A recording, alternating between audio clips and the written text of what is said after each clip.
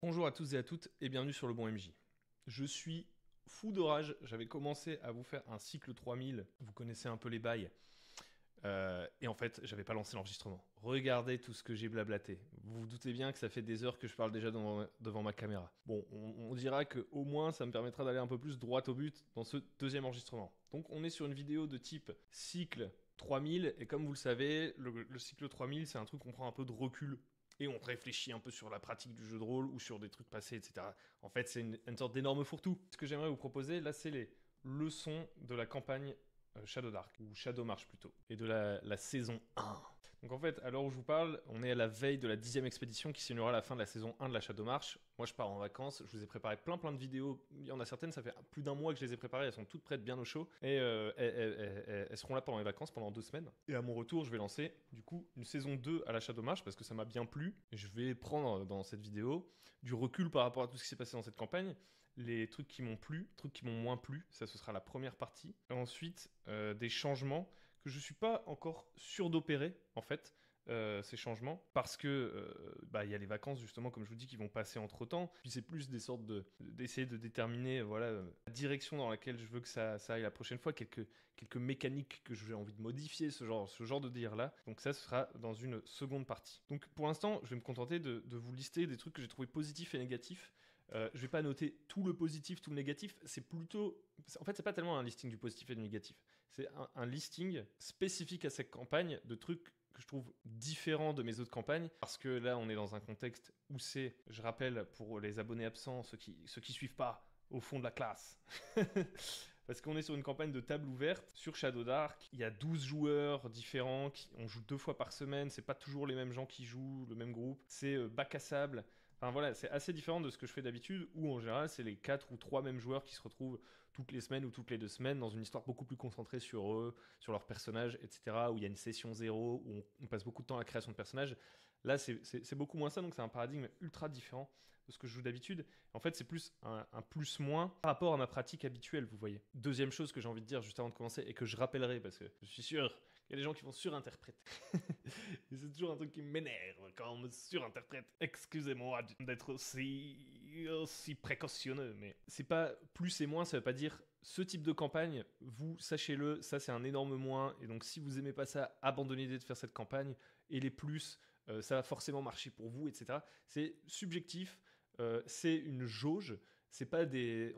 Même si j'ai tracé une sorte de trait là comme ça, de séparation entre les trucs que je trouve plutôt positifs, plutôt négatifs, ça veut pas dire que c'est deux extrêmes, vous voyez. Donc dans le format qu'on a joué, le truc qui m'a le plus plu, je dirais tout de suite, ou les trucs qui m'ont le plus plu, c'est la fréquence, Shadow Dark, le world building, et la simplicité d'organisation. Ça, c'est un peu, on va commencer par ça, c'est un peu en corrélation. La fréquence, oula, pourquoi je le barre? La fréquence et la simplicité d'organisation, pour moi, c'est vraiment le truc de ouf de la table ouverte. On pourrait croire que c'est beaucoup plus compliqué de gérer une table ouverte où il y a 12 joueurs, il y a 12 participants, qu'à chaque fois, on ne sait pas qui va être là la prochaine fois, bliblablou. En fait, c'est 100% plus simple et c'est ultra rafraîchissant par rapport à les choses, comment elles fonctionnaient dans mes campagnes précédentes. D'habitude, il faut voir si tout le monde est dispo en termes de calendrier. Est-ce que tout le monde va pouvoir être là à la prochaine partie et tout? Là, on s'en fout, il y a toujours des gens disponibles. On est 12, c'est pas énorme, et ben je peux vous dire que chaque semaine, quand j'organise une partie le lundi ou le mercredi, quasiment sans faute, il y a toujours au moins 3 joueurs ou 4. Et ça, c'est un truc de ouf. Quand vous en avez marre des joueurs absents, de devoir aller dire est-ce que c'est possible que tu sois là, machin, truc, des gens qui sont pas là en dernière minute, pour le MJ, franchement, c'est trop bien. À ce niveau-là, ça c'est trop bien. Donc ça, c'est vraiment le plus gros plus du format, du fait de jouer en table ouverte. Je pense que c'est aussi un avantage d'une certaine manière pour les joueurs, qui a un pendant qui a des désavantages, c'est que ça demande moins d'investissement. Et en fait, c'est le seul truc que je vais mettre en moins et que je détaillerai un petit peu plus ensuite, c'est que ça demande moins d'investissement. Ça demande moins d'investissement parce que si vous n'êtes pas là, du coup, ça met pas en péril la partie. Si vous êtes un peu fatigué, eh ben, vous n'êtes pas obligé de venir. Alors après, moi je suis plutôt de l'école de des fois, on est un peu fatigué, on est en mode ah non, la flemme et tout. Et en fait, quand on y va, on est content, un peu comme pour chaque activité. Vous voyez, il y a des trucs, des fois vous avez la flemme, vous êtes un être humain. Et en fait, quand vous allez, vous êtes content. Le fait de ne pas être obligatoire, de pas être d'avoir moins à s'investir, que ce soit moins important, que votre présence soit moins importante, essentielle, ça vous pousse un peu moins à aller à la partie. Donc si vous êtes un peu dans ce côté flemme, peut-être que ça va vous amener à ne pas beaucoup jouer dans ce genre de campagne, que vous avez besoin d'être vraiment engagé envers d'autres gens. Mais bon, là n'est pas la question, on part beaucoup trop loin. En gros, ça demande moins d'investissement. Donc c'est-à-dire que ça demande moins d'investissement pour entrer dans la campagne. Il y a moins les gens qui vous disent « Ah, je suis pas sûr de pouvoir être là le lundi, nanana et tout ». Il y a moins ce côté « Ah, je m'engage pour 6 mois de campagne et il va falloir que je sois là régu parce que sinon la partie elle est annulée, les autres comptent sur moi ». Donc je pense que c'est un avantage aussi pour les joueurs. Mais on va voir que ça peut aussi être un désavantage, cet investissement moindre. Un autre truc que je kiffe trop, c'est le côté world building. Mais ça, c'est plus lié au bac à sable qu'à la table ouverte en réalité. Mais c'est un peu lié à la table ouverte aussi. Parce que, en gros, l'histoire tourne plus du tout autour d'un groupe de personnages. Et tourne même autour de. Parce que c'est un bac à sable d'une part, mais aussi c'est renforcé par le fait que ce soit une table ouverte. Comme il y a 12 joueurs et qu'on ne sait pas qui sera là la prochaine fois, etc., on crée moins des intrigues autour de leurs personnages. Niveau world building, vous allez pouvoir vous concentrer beaucoup plus sur créer l'univers et voir ce que les joueurs la prochaine fois qui vont jouer cette partie vont faire, plutôt que de vous dire ok, ils se sont arrêtés pile là la dernière fois, lui il avait commencé à avoir un problème avec sa famille puisqu'il est en train de faire un mariage qui n'est pas trop accepté dans sa famille, il va falloir qu'il aille les convaincre, etc. On est beaucoup moins sur ce genre d'enjeux là, des enjeux beaucoup moins personnels, beaucoup plus collectifs de village et du monde qui entoure tout le groupe de joueurs. Ce qui signifie que en tant que maître de jeu, vous allez avoir beaucoup plus intérêt à créer le monde autour des joueurs, enfin des PJ, plutôt que de créer des PNJ qui viennent voir les PJ, par exemple, chaque semaine, etc. Des problèmes qui se posent aux PJ par rapport à leur objectif actuel précisément, etc. C'est plus le monde, vous vous concentrez non seulement sur le world building, mais sur les réactions du monde autour d'eux, et c'est à peu près tout. Et ça, moi, je kiffe beaucoup, parce que des fois, je suis un peu frustré dans d'autres genres de campagnes, de ne pas pouvoir en montrer plus du monde d'une certaine manière, parce qu'en fait c'est pas du tout le focus des PJ en fait, d'aller explorer des nouveaux endroits pour résoudre des problèmes qui ont lieu dans d'autres. Il y a beaucoup moins d'avantages à partir dans tous les sens puisqu'ils sont concentrés vraiment sur leurs enjeux propres et beaucoup plus du relationnel ou un objectif qui reste à peu près le même de séance en séance, etc. Je sais pas comment expliquer. D'habitude, pour faire un petit schéma, je ferai un world building un peu plus narrow, vous voyez. En fait, comme je sais quasiment exactement où vont mes PJ, etc., je dois plutôt juste réfléchir à l'étape d'après. Bien sûr, il y a une part de world building. Je dois créer s'ils voyagent, par exemple, je dois créer un nouvel environnement. S'ils décident d'aller rencontrer un PNJ, je dois inventer un nouveau PNJ, etc., etc. C'est plus, on va dire, leur choix qui me disent ce que je dois préparer exactement la prochaine fois. Alors que là, il y a un côté un peu plus open, c'est-à-dire que je sais un peu moins ce qu'ils vont faire, ou alors ils ont entre guillemets un peu plus d'options, et c'est surtout beaucoup moins prédictible pour moi en tant que MJ, c'est plus ça. Parce que dans une campagne classique, ils ont des tas d'options et tout, mais comme on sait exactement qui joue la prochaine fois, etc., ils peuvent tout de suite décider de ce qu'ils veulent faire la prochaine fois à 4, vite fait, rapidement, boum boum boum, et du coup je sais exactement ce que je dois préparer parce que je sais à peu près exactement où ils doivent aller, donc j'ai moins de choses à créer. Là, je peux un peu plus m'amuser à créer des trucs vraiment en mode un peu optionnel, je sais pas trop s'ils vont y aller. Si ça tombe, il y a genre 3-4 joueurs dans la campagne que ça va intéresser, les autres ils vont s'en foutre, mais quand ces 3-4 joueurs là ils organiseront une expédition, ils iront peut-être voir ce truc, vous voyez. Il y a plus un côté un peu plus large en termes de scope, j'ai l'impression de trucs que je peux préparer juste pour m'amuser un peu. Et ça fait que je conçois un univers qui certes, comme dans aucune campagne, ne sera entièrement exploré, mais j'ai plus, on va dire, une récompense dans mon world building. Il y a plus de motivation, il y a plus un moteur à world building, et même si là à la fin de la saison 1 il y a plein de trucs qu'ils n'ont pas découverts, c'est pas grave, je me dis que ça fait partie d'un monde que je pourrais réutiliser plus tard, vous voyez, ou que je pourrais utiliser en saison 2 pour certains éléments, etc. Ensuite, il y a Shadow Dark, je vais pas m'étendre dessus parce que c'est vraiment la partie système que je kiffe de fou. Je trouve que les joueurs, en fait, ils me posent zéro question sur le système. On démarre la partie, boum, ils savent créer leur personnage tout seul. Quand même, ça c'est une grosse différence par rapport à d'autres jeux. Ils savent créer leur personnage tout seul. Chaque semaine, s'il y en a un qui a perdu son personnage, il vient avec un nouveau personnage, voilà, boum boum, c'est nickel. Et pendant la partie, c'est fluide. Alors il y a certaines mécaniques, on le verra un petit peu plus dans les changements de la saison 2, que je vais sûrement modifier parce que je trouve qu'elles ont moins de sens du fait qu'on soit en table ouverte. Mais voilà, je vais pas m'étendre là-dessus. Donc par contre, dans les moins maintenant, c'est justement l'investissement moindre qui est aussi positif. Enfin, voilà, je mets un trait qui est relié avec le positif. C'est plutôt une sorte de... Je dirais que c'est un équilibre. Ça va un peu de pair. Comme vous n'êtes pas là à toutes les parties, comme vous décidez pas toujours tous ensemble, collégialement, de ce qui va se passer dans la prochaine session, etc., forcément, je pense que les décisions des PJ sur l'ensemble de la campagne, elles les impactent moins. Ils ont moins l'impression d'avoir un, d'être en train de créer, de participer épisode après épisode à une histoire. Il y en a certains, ils vont jouer une session, donc ils viennent plus dans un esprit one shot. En fait, c'est ça, c'est c'est pas tellement un investissement moindre, enfin, visualisons ça. Dans toutes les campagnes, tout le monde n'est pas investi de la même manière. Là, c'est une jauge. Là, c'est genre, je suis à fond dedans, waouh, c'est trop bien. Et là, c'est, oh, je quitterai peut-être la campagne à un moment donné. Bon, ça, voilà, c'est les extrêmes. Et à tout moment, bah, il y a tel joueur, il en est plutôt là, tel joueur, il en est plutôt là, tel joueur, il en est plutôt là. Et en fait, il se passe un nouveau truc dans la campagne, et celui-là, et ben maintenant, il est plutôt ultra motivé, lui, il est un peu moins motivé, lui, il a un problème dans la vie, il est moins motivé. Tous les joueurs sont à des niveaux d'investissement différents, d'accord?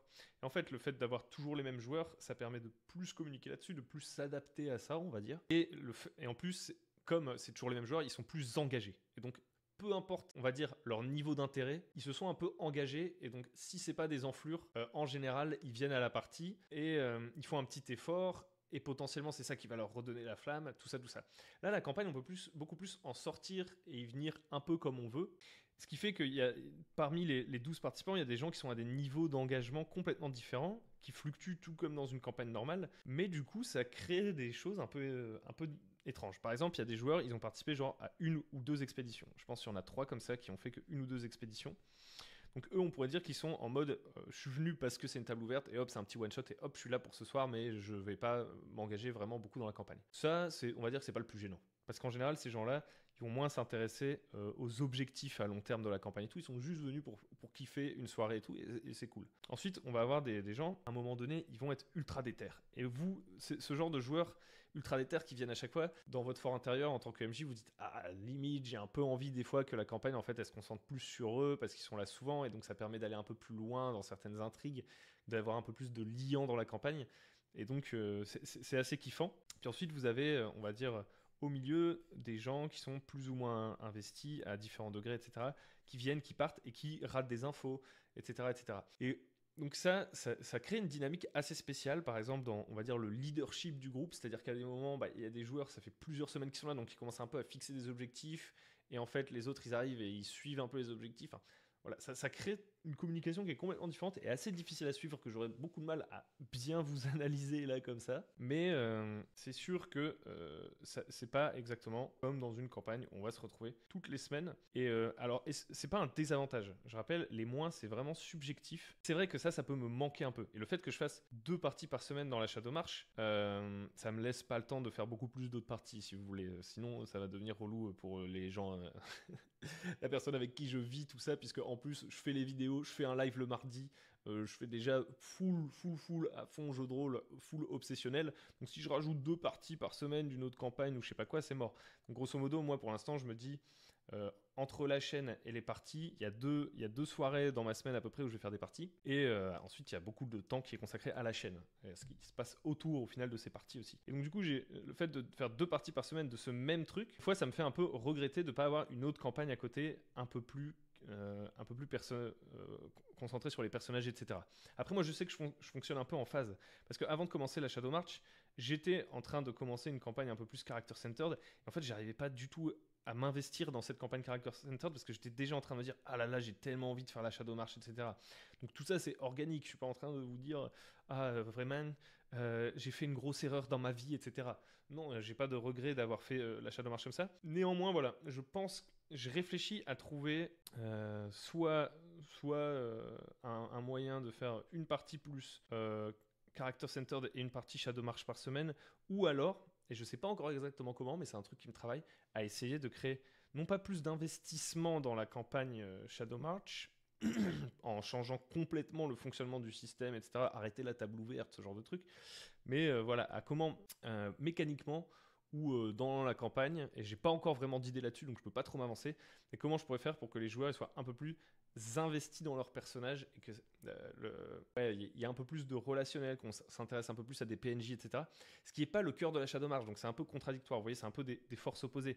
Si on commence à s'intéresser à chaque relation de PJ avec PNJ, etc., ça va devenir d'une complexité, mais impossible. Imaginez 12 joueurs qui ont chacun des relations différentes avec il suffit de 5 PNJ, vous faites 5 x 12, c'est le nombre de relations, enfin c'est exponentiel, vous voyez, en termes de gestion pour faire du jeu de ce genre. Donc on va pas partir sur un jeu d'intrigue, etc. Je me tâte à casser un peu plus les patterns de la campagne, avoir moins un format d'expédition qui est toujours le même, genre par exemple X-Crawl, hop hop hop, on fait une expédition puis on revient au village, avoir un peu plus des épisodes spin-off un peu spéciaux, un petit peu trucs, etc. pour créer des moments un peu plus axés PNJ, de temps en temps peut-être faire une soirée sur un enjeu d'un personnage spécifique, etc. En fait, je pense pas que ce soit complètement contradictoire. Ce serait plutôt trahir un petit peu, d'une certaine manière, le côté X-Crawl de Shadow Dark que trahir le principe de table ouverte en lui-même. Vous voyez? Parce que c'est le principe de X-Crawl Shadow Dark, c'est pas obligatoire pour une table ouverte. Vous pourriez faire une table ouverte où toutes les semaines on joue une mission différente. Et ça resterait une table ouverte parce que c'est pas toujours les mêmes joueurs. Enfin, vous voyez? Voilà, il y a toute une réflexion autour de ça que je vais essayer d'avoir. Pour l'instant, j'ai pas encore de vraies conclusions. Néanmoins, on passe bientôt en saison 2 et je vais vous parler un petit peu des changements que j'aimerais opérer pour la saison 2. Donc déjà, grosso modo, en termes de système pur, je vais quasiment tout garder de Shadow Dark. Pour moi, c'est nickel.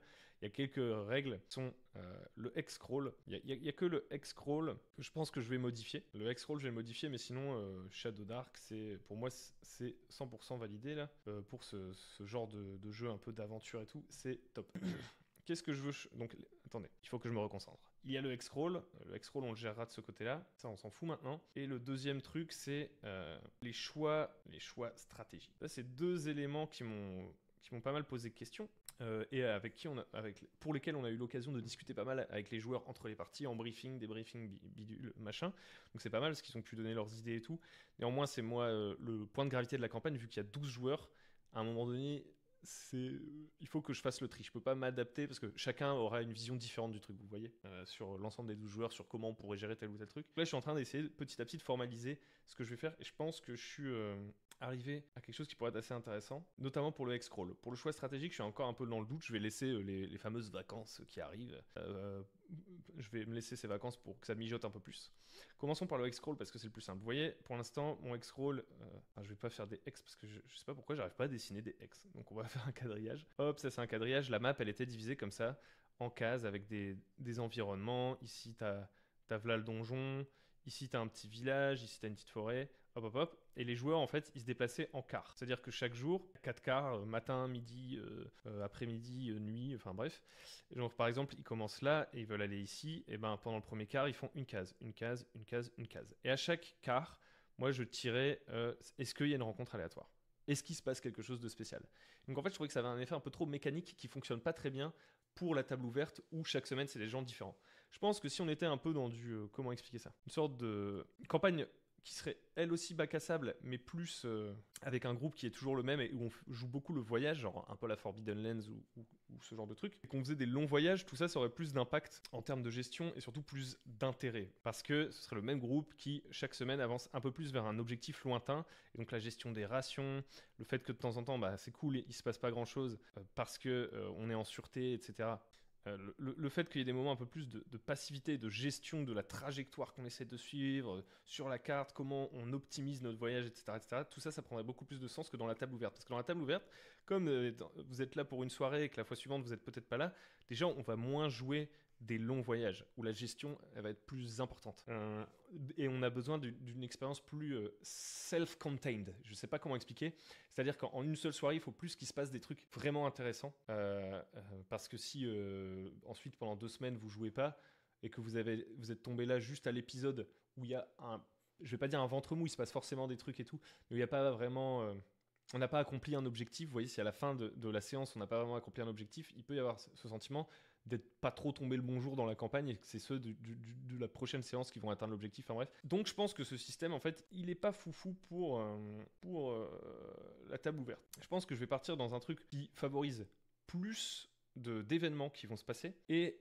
plus d'imprédictibilité. Donc au lieu d'avancer case par case, etc., et de faire un jet à faible chance, mais sur chaque case, un jet à faible chance de faire une rencontre aléatoire, on va partir sur un autre truc. Admettons qu'on a toujours une carte et tout, vous pouvez aller dans plein de directions différentes. Admettons, ça c'est votre objectif, et vous êtes là. Et vous voulez aller ici. Bon là, typiquement, il y a un côté, on sait où on va mettre 1, 2, 3, 4, une journée, puis une demi-journée à y aller. Donc on peut réfléchir en termes d'organisation, de gestion des rations, etc. Se dire, ok, donc on va prendre tant de rations et tout. Si on devait faire tout un voyage, ce serait intéressant. Là, ça ne nous intéresse pas. C'est plutôt te dire comment on va atteindre l'objectif de la soirée, est-ce que ce sera facile ou non. Mais grosso modo, l'objectif de la soirée doit plus ou moins être atteint. Et donc, en fait, je pensais mettre un jet de dés. Quand les PJ voyagent, il y en a un qui guide le groupe, et typiquement, il fait un jet d'intelligence pour guider le groupe. Okay. S'il réussit, il jette un D6, s'il rate, il jette un D4. Admettons que j'ai réussi mon jet d'intelligence, je jette un D6, boum, je fais 2, et ben je fais avancer de 2 cases. Admettons maintenant je rate mon jet d'intelligence, je jette un D4, je fais 2 quand même, et ben je fais avancer encore de 2 cases. Donc déjà on ne sait pas de combien de cases on va avancer, il y a une abstraction supplémentaire, entre guillemets. On s'en fout, c'est plus, on s'en fout un peu plus de savoir combien de jours ça prend, etc. C'est plus une jauge de progression, entre guillemets, qui se fait quand même sur la map.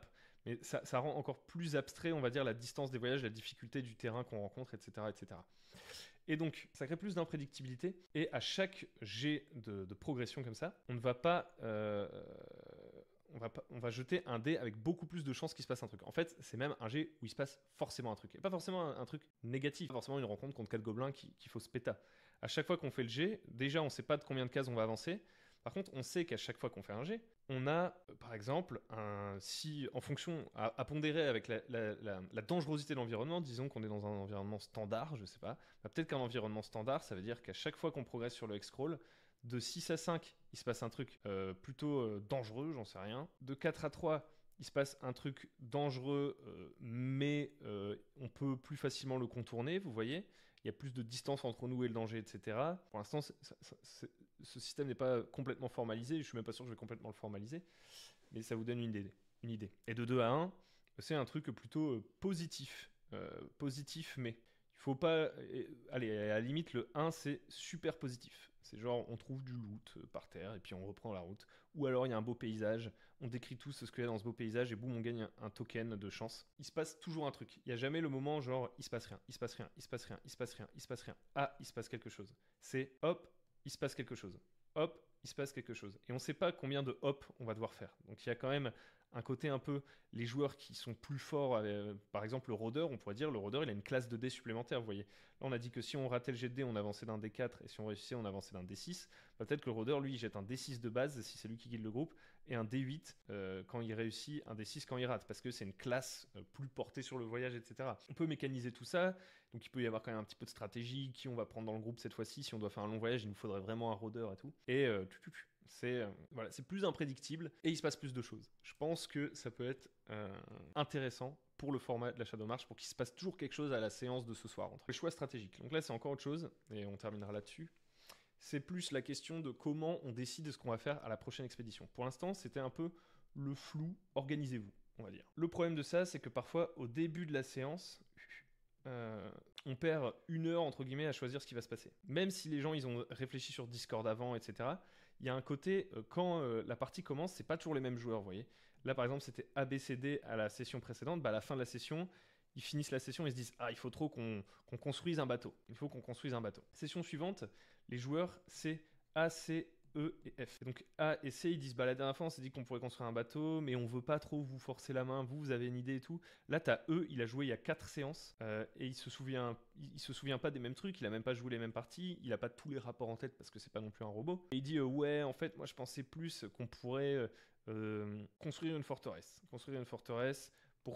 Plutôt que de fuir l'île sur laquelle on est, se préparer à l'arrivée de l'ennemi et l'affronter. Et il y a F, il dit ou alors peut-être qu'on pourrait aller affronter l'ennemi sur son territoire, mais qu'avant on pourrait aller vers cette petite tour là-bas au loin pour récupérer un artefact qui nous rendrait plus forts pour battre cet ennemi. Enfin bref, vous voyez, en fonction, c'est pareil que le truc de l'investissement dont on parlait tout à l'heure. Tout le monde n'est pas au même niveau, au même endroit, et donc il y a un truc de leadership qui est pas forcément clair. Vous savez, dans un groupe, si vous jouez longtemps avec un groupe, sans même parler de leadership, genre vraiment on a choisi un chef et je sais pas quoi, il y a des dynamiques autour de la table, il y a des gens qui sont un peu plus suiveurs, un peu plus genre vous avez pensé à ça mais qui laisseront d'autres trancher, d'autres pour qui c'est important d'être vraiment acteur des décisions, d'autres qui se concentrent sur différentes parties du jeu de rôle finalement. Là, le decision making ça les intéresse un peu moins que de d'écrire ou que juste de découvrir le monde ou d'écouter les autres, bref. On n'est pas là pour parler de ça. La dynamique de table, elle change à chaque fois parce qu'il y a toujours des nouveaux joueurs, le groupe n'est jamais composé exactement de la même manière. Et donc ça augmente encore plus cet effet de flou et de difficulté à choisir qu'est-ce qu'on fait ce soir. On perd du temps entre guillemets en début de partie. Alors c'est pas du temps de perdu parce qu'on joue quand même et tout, mais il y a ce flou. Moi j'ai 2 solutions pour ça, c'est continuer le fonctionnement libre mais réduire le flou, libre, mais structuré, on va dire, plus structuré. Et en face, un truc plus narratif. C'est deux possibilités. Alors, plus narratif, un peu moins bac à sable. On n'est pas non plus genre en mode j'ai un scénar, vous voyez. C'est pas ça, mais je vais vous expliquer en fait. Donc, le libre mais structuré, je pense, c'est continuer à faire confiance aux joueurs pour choisir leurs propres objectifs, etc.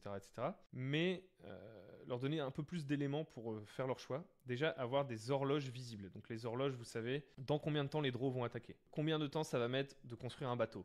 Combien de temps ça va mettre X, Y, Z. Vous voyez, quand il y a plusieurs événements en cours dans la campagne, mettre des horloges, par exemple, on dit qu'une unité d'horloge, un truc comme ça, boum, ça c'est une session. Et donc dans 4 sessions, si on n'a rien fait, les draws nous attaquent, par exemple. Donc du coup, sur le Discord, mettre plusieurs horloges, c'est un peu méta, mais ça permet à tout le monde de mieux visualiser. Typiquement, on sait que un bateau, par exemple, les PJ disent on veut construire un bateau, je leur dis ce sera une horloge de 4 sessions. Dans 4 sessions, votre bateau il sera fini. Mais malheureusement, dans 6 sessions, les draws vont vous attaquer. Et du coup, ça permet à tout le monde de plus déjà pouvoir suivre, avoir une sorte de tableau de bord de ce qui se passe dans l'univers. Deuxième élément, à part les horloges visibles, c'est plus de rumeurs et de gestion. Rumeurs et gestion en chat écrit. On va dire avoir un petit côté jeu de rôle par forum un peu plus. Moi déjà, c'est donner via les rumeurs plus d'infos avant la partie, parce que des fois j'avais un peu cette tendance à vouloir, parce que j'avais envie qu'il y ait plus d'interaction avec les PNJ, vous voyez. Parce que je me disais, il y a quand même moins, comme on est toujours dans des expéditions et tout, il y a un peu moins ce côté, on retrouve des PNJ, on tisse des relations avec eux. Donc je me disais, il faut qu'à des moments, les PNJ qui sont dans le village, ils viennent parler aux joueurs, pour qu'on ait l'impression que le village soit vivant et qu'on discute avec eux et tout. Mais voilà, c'est un peu contre-productif sur certains points. Je pense qu'il y a un équilibre à trouver, encore une fois. Je donne beaucoup plus d'infos aux PJ, d'infos que les PNJ pourraient leur donner.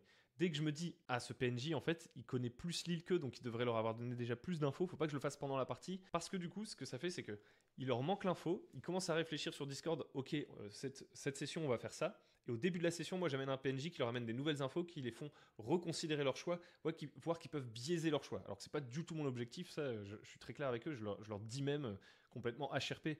Je vous dis ça, c'est pas du tout pour vous influencer, c'est pour que vous ayez plus d'infos pour faire vos choix.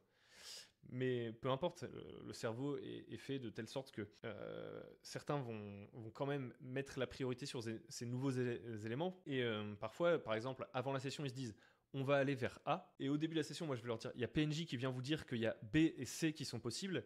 Et ça peut être ressenti en mode B et C c'est plus urgent, donc en fait on devrait faire B et C, donc ça servait à rien de réfléchir pendant 15 ans à quel va être notre objectif, puisqu'en fait B et C ça semble être le plus important. Donc en fait, ça c'est le problème que l'info vient trop tard, je pense, sur le Discord, etc. Donc je devrais donner plus d'infos via rumeur sur le Discord.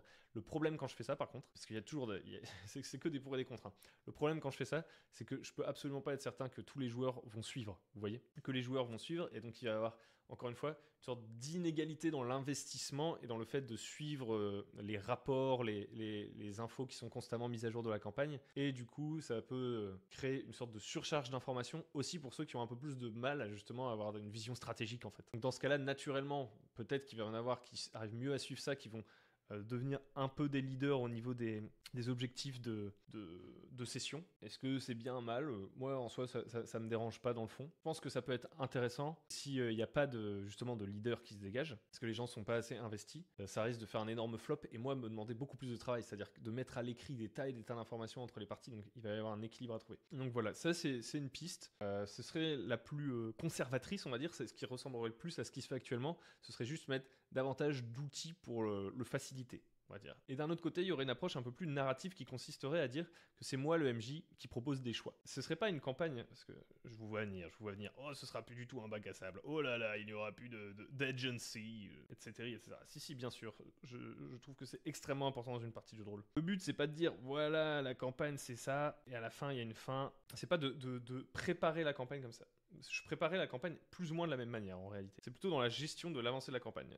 Cette préparation de la campagne, ce serait pareil de créer une map et en fait de faire du world building et de dire au PJ, bah voilà, tout ça c'est une map que vous pouvez explorer, vous êtes ici et ça c'est toutes les cases que vous pouvez explorer et il y a différents lieux vers lesquels vous pouvez aller et tout. Ça reste exactement pareil. La seule différence, c'est que avant chaque session, par rapport à ce qui s'est dit dans la taverne et aux conséquences des actions qu'ont eu les PJ dans les épisodes précédents, moi je proposerais un vote sur par exemple 3 choix, quelques jours en avance. Typiquement, on pourrait le justifier avec un PNJ un PNJ qui est pas hyper important, qui a un leader. C'est pas vraiment pour accomplir l'agenda de ce PNJ, vous voyez, c'est pas vraiment un jeu de ce type-là. C'est plus, je sais pas, il y a placardé différentes missions, vous voyez, des différentes missions du chef d'expédition ou du chef de la guilde ou peu importe. Et je sais pas, faudrait trouver une sorte de justification. Et ça peut être un PNJ différent à chaque fois d'ailleurs, ou ça peut être plusieurs PNJ qui placardent différentes missions, vous voyez. Il y a PNJ 1 et 2, ils proposent chacun une mission. Et en fait, les joueurs, avant la séance, je fais un sondage et ils votent pour les missions qui les intéressent. Et celle qui emporte la majorité, c'est celle qu'on fait. Et en fait, ce que ça fait, ça a des avantages et des inconvénients. L'avantage, c'est que du coup, c'est un peu plus moi qui vais guider. Donc, ça peut être un inconvénient dans le sens où on peut avoir l'impression que c'est moins un bac à sable où on fait absolument ce qu'on veut. Néanmoins, je pense que c'est à énormément pondérer parce que ce serait pondéré par les actions des PJ, c'est-à-dire qu'à la première séance, s'ils rencontrent une faction, voilà, ils rencontrent les orques là. Hop là. Moi je dis ok, les orques ils vont bientôt arriver, je mets une rumeur, les orques pourraient attaquer bientôt. En fonction de comment ils ont géré la situation, les orques ça peut être des ennemis, des alliés. Juste ils sont restés neutres, ils ont volé un truc aux orques sans que les orques le sachent, donc en fait ça n'a pas encore vraiment de conséquences, etc. Donc en fait ils construisent complètement l'histoire pendant la séance, vous voyez.